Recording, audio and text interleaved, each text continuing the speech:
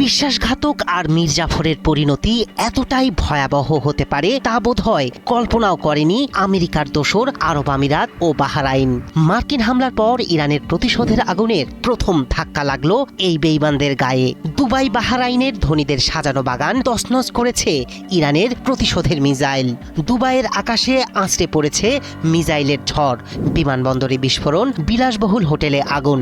অন্যদিকে বাহরাইনে কেঁপে ওঠা মার্কিন নৌঘাঁটি। সব মিলিয়ে এক ভয়াবহ বার্তা দিচ্ছে খামেনির যোদ্ধারা। ইতিহাসের সবচেয়ে বিধ্বংসী এই হামলাকে কঠিন প্রতিশোধ হিসেবে দেখছে আইআরজিসি। আর উপসাগরীয় এই দুই রাষ্ট্রের জন্য পক্ষ বেছে নেয়ার নির্মম পরিণতি।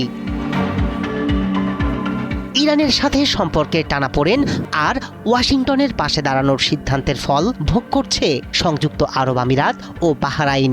ইরানের পাল্টা অভিযানে কেঁপে উঠেছে উপসাগরীয় এই দুই দেশ। স্থানীয় সময় শনিবার দুপুর থেকে দুবাই ও আবুধাবির আকাশে দেখা যায় ক্ষেপণাস্ত্রের ঝড়। বিস্ফোরণের শব্দে প্রকম্পিত হয় পুরো শহর। সরাসরি হামলার শিকার হয় বিশ্বের অন্যতম ব্যস্ত বিমানবন্দর দুবাই আন্তর্জাতিক বিমানবন্দর। স্থানীয় কর্তৃপক্ষ জানায়, ইরানের আঘাতে ক্ষতিগ্রস্ত হয়েছে একটি টার্মিনাল। আহত হয়েছেন অন্তত 4 জন।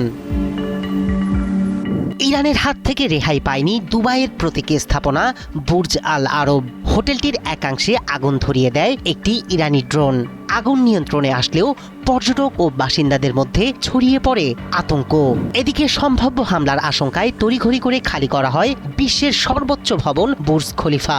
একই সময় কৃত্রিম দ্বীপ পাম জুমেইরা এলাকায় একটি হোটেলের কাছেও বিস্ফোরণের ঘটনা ঘটে। এছাড়া শহরের আরেক কৌশলগত স্থাপনা জাবেল আলী পোর্টে আঘাত হানে ইরান।